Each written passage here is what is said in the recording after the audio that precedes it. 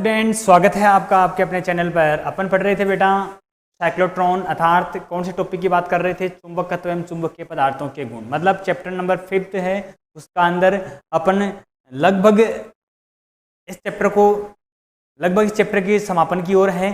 तो एक आधा टॉपिक और बचा है, धारामापी और बची है। केवल अगली क्लास के अंदर या इस क्लास के अंदर इसको जितना हो सके उतना मैं जल्दी से इसको पूरा करने का प्रयास करूँ।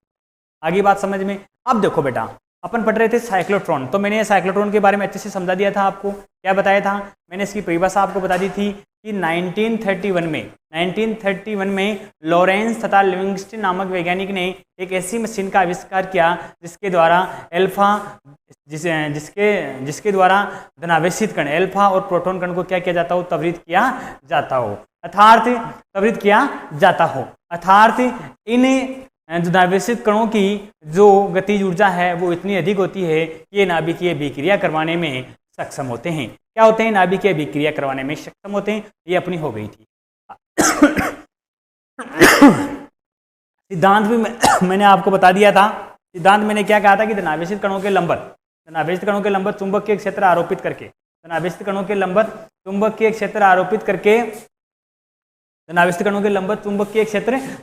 करके उन धनावेशित कणों को बार बार उच्च प्रत्यावर्ती स्रोत में से गुजारा जाता है। किससे गुजारा जाता है? उच्च प्रत्यावर्ती स्रोत में से गुजारा जाता है। ठीक है, आगे बात समझ में। ये किस में कर देना आप? सिद्धांत में कर देना। अब इसकी बनावट उसके बाद बनावट के अंदर प्यारा सा बना देना चित्र, और चित्र के दौरान अपन क्या दिखा दे। देखो, सर्वप्रथम कैपिटल डी आकृति के इसमें क्या है? दो खोखले कक्ष होते हैं जिन्हें परस्पर एक दूसरे के समांतर रखा जाता है। इसमें कैपिटल डी आकृति क्या होते हैं? दो खोखले कक्ष होते हैं जिन्हें परस्पर एक दूसरे के समांतर रखा जाता है। आगे बात समझ में। उसके बाद परस्पर समांतर रखा जाता है। उन कक्षों को उच्च प्रत्यावर्ती स्रोत के साथ जोड़ा जाता है।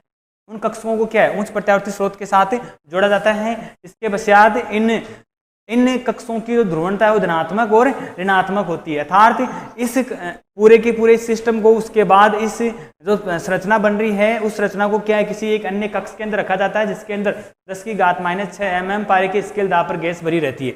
यदि एल्फा कण को त्वरित कराना तो हीलियम, और यदि प्रोटॉन कण को त्वरित कराना हो तो बनावट बता रहा हूं मैं अभी, है ना इसकी। और प्रोटॉन कण को त्वरित कराना हो तो इसमें क्या है? H2 गैस भरी जाती है। अब आ जाओ इसकी क्रियाविधि। अब अगला पॉइंट क्या है बेटा? इसकी क्रियाविधि। क्रियाविधि को अगर ध्यान में रखा जाए तो क्रियाविधि किसे कहते हैं? क्रियाविधि क्या होती है आपको पता है कि अब इनमें से कोई एक धनावेशित कण ले लो। जब माना इसमें कोई धनावेशित कण वर्तीय पथ पर घूमता हुआ, वर्तीय पथ पर, अगर ऐसे कह सकता हूं कि प्रारंभ में कोई धनावेशित कण एल्फा है, उस दौरान इन कक्षों की जो कैपिटल खोखले डी आकृति दो कक्ष थे उनकी ध्रुवणता क्या है? धनात्मक है। और क्या है? ऋणात्मक है। एक कक्ष की धनात्मक और दूसरे कक्ष की क्या है? ऋणात्मक, और उन्हें उच्च प्रत्यावर्ती स्रोत के साथ जोड़ा जाता है। ये बात अपन बनावट के अंदर पढ़ ली थी, लेकिन इसमें भी थोड़ा उनका महत्व है। तो इस कक्ष के अंदर जब ये एल्फा धनावेशित कण है, वो एल्फा धनावेशित कण इन दोनों कक्षों के वर्तीय पथ के अनुदिश यदि गति करता है, घूमता है, क्या करता है? वर्तीय पथ में गति करता है, तब इस कक्ष के अंदर भरी गैस के कण, तो इस कक्ष के अंदर भरी गैस के कण क्या हो जाते हैं बेटा? आयनित हो जाते हैं। क्या हो जाते हैं? अंदर कक्ष के अंदर भरी गैस के कण क्या हो जाते हैं? आयनित हो जाते हैं। जिस दौरान इनकी ध्रुवणता क्या होती है? D1 की धनात्मक हो जाती है और D2 की क्या होती है? ऋणात्मक हो जाती है। अर्थात वो जो धनावेशित कण है इन दोनों डी आकृति के जो कक्ष थे उनके मध्य से QV ऊर्जा ग्रहण करके, जो धनावेशित कण जो है वो उन दोनों कक्षों के मध्य से QV ऊर्जा ग्रहण करके, कौन सी ऊर्जा? QV ऊर्जा ग्रहण करके, इन दोनों कक्षों के मध्य QV ऊर्जा ग्रहण करके क्या है? जैसे ही D2 कक्ष में प्रवेश करता है, किसमें? जैसे D2 कक्ष में प्रवेश करता है तब इनकी ध्रुवणता क्या हो जाती है बेटा? ऋणात्मक हो जाती है। इससे एक चीज समझ में ये आ जाती है कि ये जो धनावेशित कण की जो वर्तीय पथ की गति है और इसकी जो चीज है वो समान दूरी या समान अंतराल में क्या है? बराबर आगे भागों में बढ़ती जाती है। आगे की बात समझ में क्लियर है चीज? बस, तो ये इसकी क्रियाविधि हो गई, पूरी की पूरी छाप लेना। अब उठाओ पेन कॉपी, फटाफट नोट्स। अच्छा, गणितीय विश्लेषण में थोड़ा सा और बता देता हूं आपको, आगे बता देता हूं मैं इसको, ना। गणितीय विश्लेषण के दौरान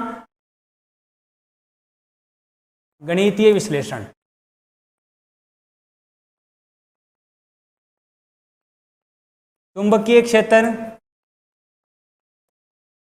लंबवत होने के कारण चुंबकीय क्षेत्र लंबवत होने के कारण, चुंबकीय क्षेत्र लंबवत होने के कारण, चुंबकीय क्षेत्र लंबवत हो तो धनावेशित कण को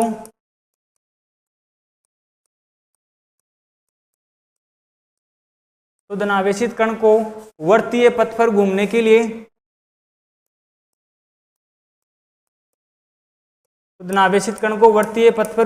लिए, चुंबकीय क्षेत्र क्या हो, लंबवत हो, तो धनावेशित कण को वर्तीय पथ पर घूमने के लिए एक,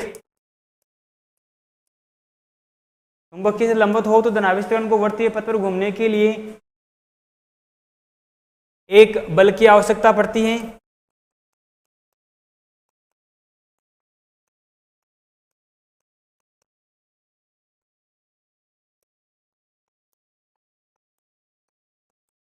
चुंबकीय क्षेत्र लंबवत हो तो धनावेशित कण को वर्तीय पथ पर घूमने के लिए एक बल की आवश्यकता पड़ती है।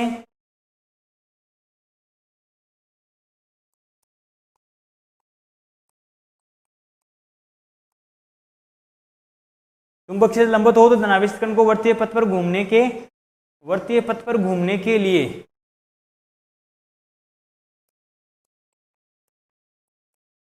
लिए एक अभिकेंद्रीय बल की आवश्यकता पड़ती है, जो लोरेंज बल के द्वारा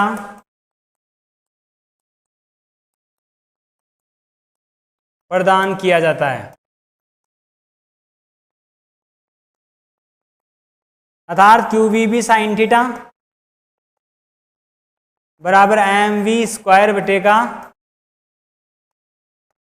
r। क्लियर है चीज? अरे यही चीज अपने पढ़ी थी पहले, किसमें पढ़ी थी? वही पिच चूड़ी अंतराल के अंदर जब धनावेशित कण एक समान चुंबकीय क्षेत्र में प्रवेश कर रहा था तब, और 0 less than theta less than 90 degree जो स्थिति थी उनके दौरान भी अपन ने यही पढ़ा था कि जब कोई आवेशित कण एक समान चुंबकीय क्षेत्र में प्रवेश करता है तो उस पर अर्थात उसको उस धनावेशित कण को वर्तीय पथ पर घूमने के लिए बल की आवश्यकता होती है, जिसे हम विकेंद्रीय बल या लोरेंज बल, जो विकेंद्रीय बल की आवश्यकता होती है तो लोरेंज बल के द्वारा प्रदान किया जाता है। बराबर QVB साइन थीटा, ये अपन पहले पढ़ चुके हैं। यहाँ से थीटा का मान कितना हो, थीटा का मान यदि क्या हो भाई 90 डिग्री हो, क्योंकि यही मानते आए हैं अपन सेम टू सेम ही है, तो क्या बचा साइन 90 का मान 1। अतः QVB बराबर mv स्क्वायर बटेगा r, v से v, तो r बराबर क्या हो जाएगा mv अपॉन QB। तो ये जो है वो क्या है, उस वर्तीय पथ की क्या है, धनावेशित कण के वर्तीय पथ की त्रिज्या है। अगला पॉइंट, जबकि आवर्तकाल,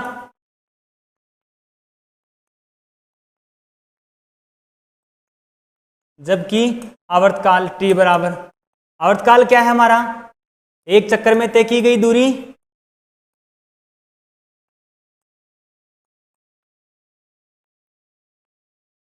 बटेगा वेग। अब यहां कैपिटल डी आकृति के दो खोखले कक्ष होते हैं तो आधे कक्ष ले लेंगे, अतः T/2 बराबर 2 पाई r अपॉन 2v। क्यों? क्योंकि एक चक्कर में तय की गई दूरी तो 2 पाई, लेकिन अर्ध चक्कर के दौरान आवर्तकाल निकाल रहे हैं तो इसमें कितने का भाग लग जाएगा, आधे का भाग लग जाएगा। तो आधे का भाग लगते हैं, यहां पर क्या बचा T/2 बराबर 2 से 2 कैंसिल, पाई r अपॉन v। मतलब ये सूत्र था हमारा T बराबर 2 पाई r अपॉन v। अतः दोनों में क्या है, T/2 से 2 का क्या है, LHS और RHS दोनों बराबर, दोनों इक्वेशन के अंदर आधे 1/2 का भाग दे दिया, दोनों में बराबर है इक्वेशन, तो पाई T/2 बराबर कितना, पाई r/v। तो प्राप्त समीकरण में रख दो। अब प्राप्त समीकरण को क्या कहते हैं, 2। प्राप्त समीकरण उस धनावेशित कण के वर्तीय पथ के किसको प्रदर्शित कर रहा है, आवर्तकाल को प्रदर्शित कर रहा है। पुनः समीकरण 1 से,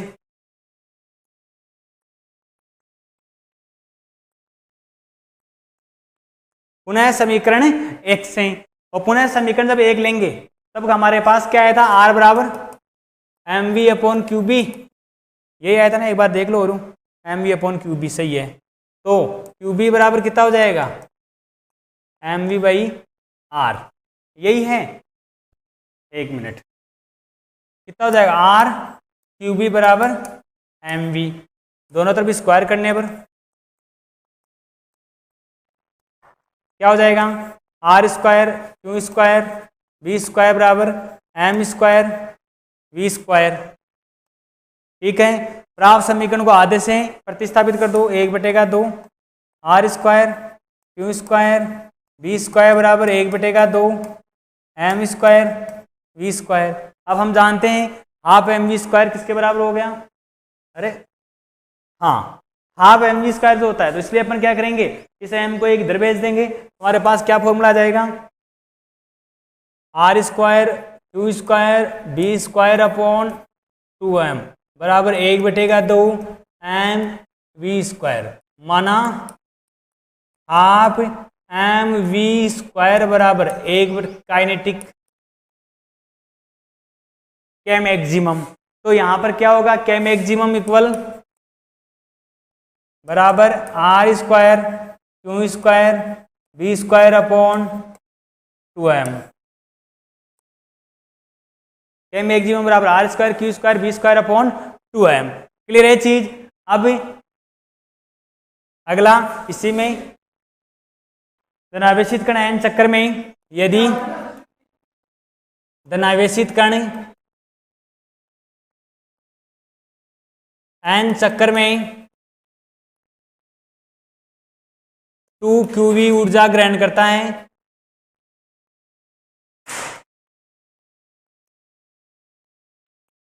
यदि धनावेशित कण एन चक्कर में 2 क्यूवी ऊर्जा ग्रहण करता है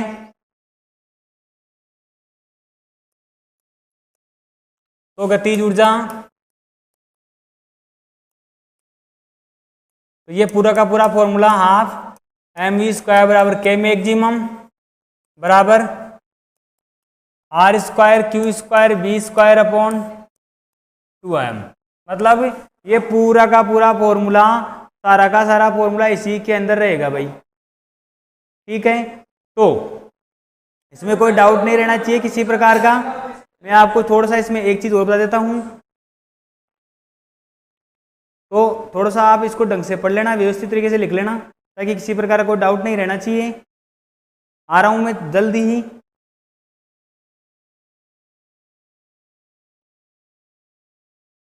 हाँ, तो ये जो है, ये क्या है, गतिज ऊर्जा, ग्रहण ऊर्जा करता है, तो गतिज ऊर्जा होगी के मैक्सिमम बराबर 2n QV, कितनी होगी, 2n QV। अब ये दिख रहा ना पूरा यहाँ पर, तो ये सारा का सारा मान क्या है, एक दूसरे के बराबर है ये भाई। ये लो, ये क्यों लिखा रहा है, क्योंकि ये फॉर्मूला पूछ सकता है। ठीक है, कोई डाउट इसमें, क्लियर चीज। अब उठाओ पेन कॉपी, फटाफट नोट्स हो जाओ, क्योंकि बहुत बड़ा टॉपिक है, पता नहीं कहाँ से कहाँ ही पहुँच गए। ठीक है, लिखो सबसे पहले सिद्धांत, साइक्लोट्रॉन की हेडिंग लगाओ सबसे पहले, साइक्लोट्रॉन, साइक्लोट्रॉन की सबसे पहले हेडिंग लगाओ साइक्लोट्रॉन। अब लिखो इसमें सबसे पहले हेडिंग लगाओ परिभाषा, लिखो सन 1931 में, सन 1931 में, थोड़ा पानी पी लेता हूँ यार, सन 1931 में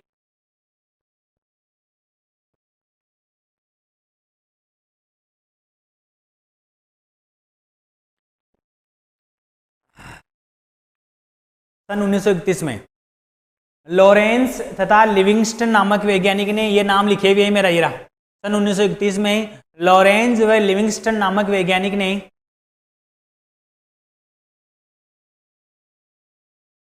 ने एक ऐसी मशीन का आविष्कार किया, एक ऐसी मशीन का आविष्कार किया जिसके द्वारा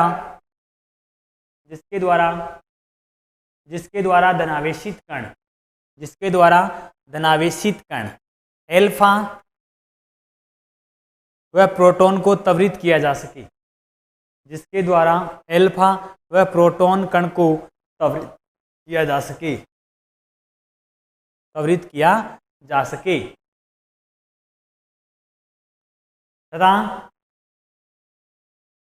तथा ईंधनावेशित कणों की नाभिकीय तथा ईंधनावेशित कणों की गतिज ऊर्जाएं इतनी अधिक होती है तथा ईंधनावेशित कणों की गतिज ऊर्जाएं इतनी अधिक होती है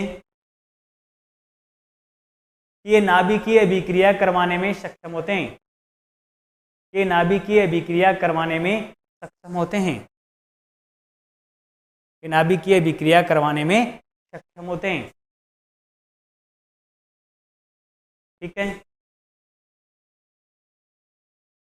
अब लिखो सिद्धांत, लगाओ हेडिंग फटाफट सिद्धांत।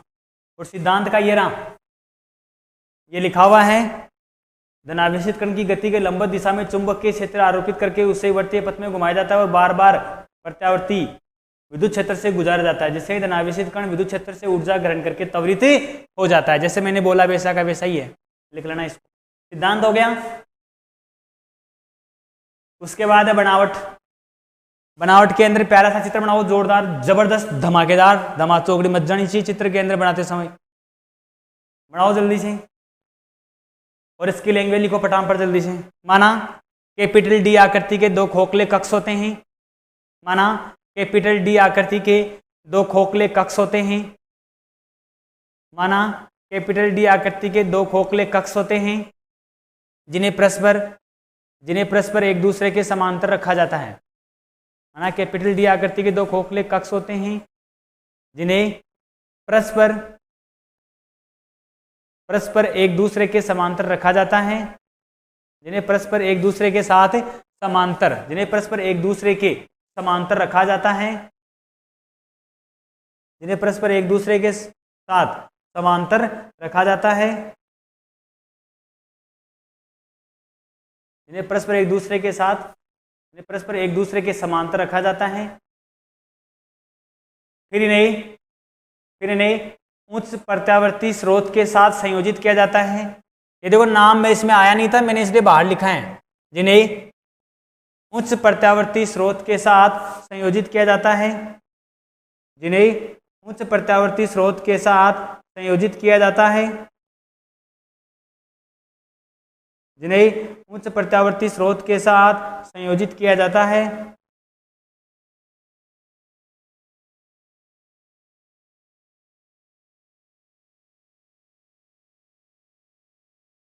जिन्हें उच्च प्रत्यावर्ती स्रोत के साथ संयोजित किया जाता है। फिर इस व्यवस्था को किसी अन्य कक्ष में रखा जाता है, फिर इस व्यवस्था को किसी अन्य कक्ष में रखा जाता है, फिर इस व्यवस्था को किसी अन्य कक्ष में रखा जाता है जिसके अंदर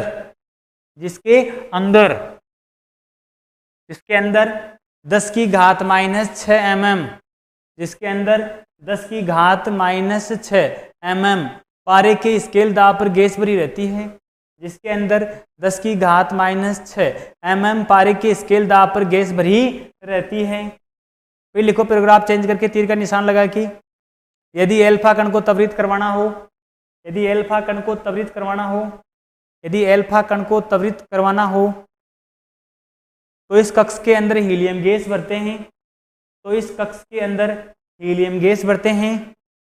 और यदि प्रोटॉन कण को त्वरित करना हो, और यदि प्रोटॉन कण को त्वरित करना हो तो इसके अंदर H2 गैस भरते हैं, तो इसके अंदर H2 गैस भरते हैं, तो इसके अंदर H2 गैस भरते हैं, तो इसके अंदर H2 गैस भरते हैं। फिर लिखो पैराग्राफ चेंज करके तीर का निशान लगा के दो प्रबल चुंबकीय ध्रुव N व S, दो प्रबल चुंबकीय ध्रुव N व S इस कक्ष पर इस प्रकार आरोपित किए जाते हैं, इस कक्ष पर इस प्रकार आरोपित किए जाते हैं कि उत्पन्न चुंबकीय क्षेत्र, इस प्रकार आरोपित किए जाते हैं कि उत्पन्न चुंबकीय क्षेत्र, इस प्रकार आरोपित किए जाते हैं कि उत्पन्न चुंबकीय क्षेत्र कक्ष के लंबवत हो, उत्पन्न चुंबकीय क्षेत्र कक्ष के लंबवत हो। बढ़िया से प्यारा सा जबरदस्त जैसे आपके चेहरे हैं वैसा का वैसा ही चित्र बना देना है। ठीक है, क्लियर है। अगला बनावट हो गया, चित्र बना देना है इसका बढ़िया से। अब डालो अगला पॉइंट क्रियाविधि, और क्रियाविधि के अंदर ये रहा,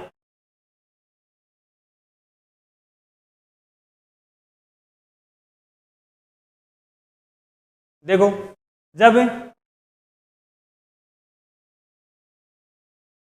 जब डी आकृति के कक्षों को उच्च प्रत्यावर्ती स्रोत के साथ संयोजित किया जाता है तो अल्प, मैंने जैसे बताया है सेम टू सेम, ये समय की बचत के खातिर मैंने इसकी पीडीएफ बना दी। ठीक है, जब डी आकृति के कक्षों को उच्च प्रत्यावर्ती स्रोत द्वारा संयोजित किया जाता है तो अल्प दाब पर भरी गैस के कण आयनित हो जाते हैं, चित्र में एक धनावेशित कण को प्रदर्शित करते हैं। तो इस क्षण D1 कक्ष धनात्मक व D2 कक्ष क्या होता है, ऋणात्मक ध्रुवणता पर होते हैं। यह आवेशित कण दोनों कक्षों के मध्य ऊर्जा अंतराल से क्यूबी ऊर्जा ग्रहण करके D2 कक्ष में प्रवेश करता है, परंतु चुंबकीय क्षेत्र लंबवत होने के कारण धनावेशित कण वर्तीय पथ में गति करता हुआ D2 कक्ष से बाहर आता है। ठीक उसी समय D1 व D2 की ध्रुवणता परिवर्तित होती है, अर्थात D1 नेगेटिव व D2 पॉजिटिव ध्रुवणता पर आ जाते हैं। आगे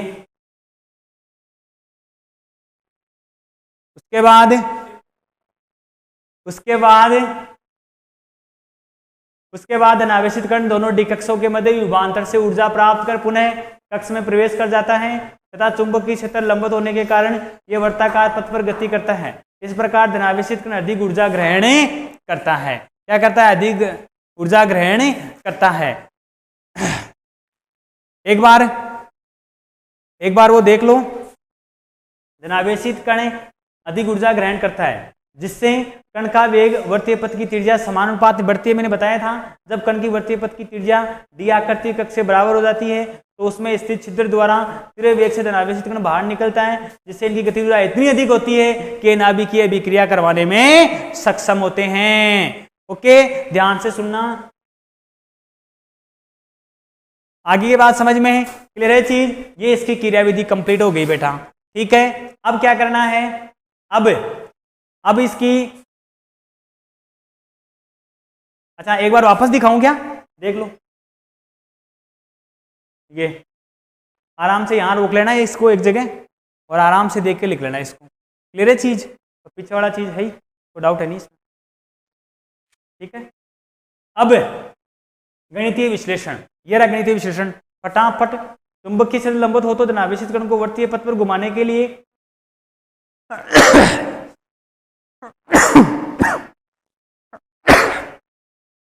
लिए अभिकेंद्री बल की आवश्यकता पड़ती है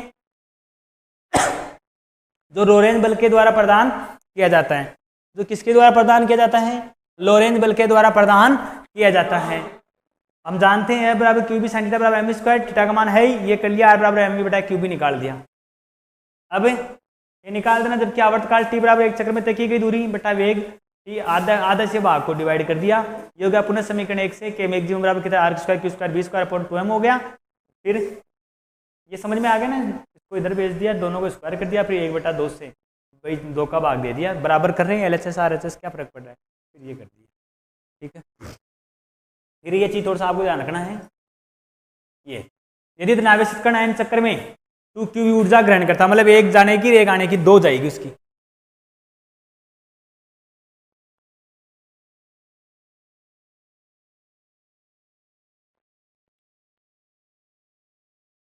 मतलब कैसे, 2 कक्ष थे अपने, तो एक कक्ष के साथ में क्यूबी, दूसरे कक्ष के साथ क्यू थे। ये जो पॉइंट था हाफ एम स्क्वायर के मैक्सिमम, ये फॉर्मूला अपने यहाँ तक पढ़ लिया था। इसके बाद पढ़ने के बाद जो चीज़ आ रही है वो ये मैंने पहले पढ़ा दी थी सारी की सारी चीज़ें। अब उसके बाद इसके अंदर लिखो साइक्लोट्रॉन की सीमाएं, साइक्लोट्रॉन की सीमाएं, और सीमाओं के अंदर लिखो साइक्लोट्रॉन के द्वारा धनावेशित कण एल्फा व प्रोटॉन को त्वरित किया जाता है। साइक्लोट्रॉन के द्वारा धनावेशित कण एल्फा और प्रोटॉन कण को त्वरित किया जाता है। एल्फा और प्रोटॉन कण को त्वरित किया जाता है तथा इलेक्ट्रॉन का द्रव्यमान अल्प होने के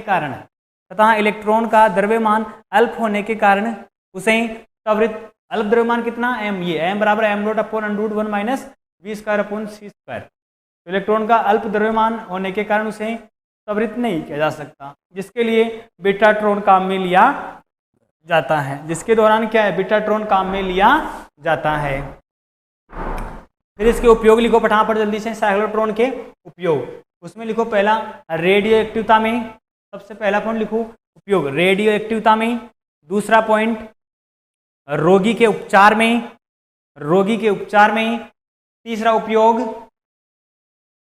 उपयोग अपेक्षाकृत कम ऊर्जा वाले धनावेशित कण, अपेक्षाकृत कम ऊर्जा वाले भारी धनावेशित कण जैसे प्रोटॉन, न्यूट्रॉन आदि। अपेक्षाकृत कम ऊर्जा वाले भारी धनावेशित कण जैसे प्रोटॉन व न्यूट्रॉन आदि। ठीक है, उसके बाद लिखो लास्ट एंड फाइनल उपयोग।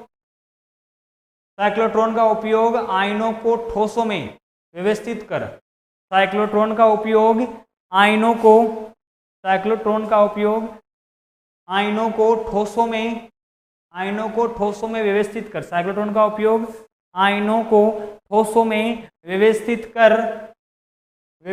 कर नए पदार्थों को संश्लेषित करने में किया जाता है, नए पदार्थ को संश्लेषित करने में किया जाता है, नए पदार्थ को संश्लेषित करने में किया जाता है। ये चार उपयोग, केवल आपको दो उपयोग याद करने हैं इसमें। माध्यमिक शिक्षा बोर्ड के अंदर यदि पूछेगा तो उसमें केवल दो ही उपयोग पूछेगा आपसे, तो रेडियो एक्टिवता में और रोगी के उपचार में, और ये दोनों कर लेना है ना।